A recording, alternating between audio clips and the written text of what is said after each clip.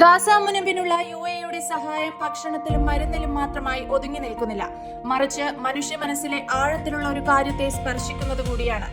UAEയിൽ നിന്നുള്ള 40 ട്രക്കുകളാണ് ഈദ് വസ്ത്രങ്ങൾ വഹിച്ചുകൊണ്ട് ഗാസയിലെ കുട്ടികൾക്കരികിലേക്ക് എത്തിയത്.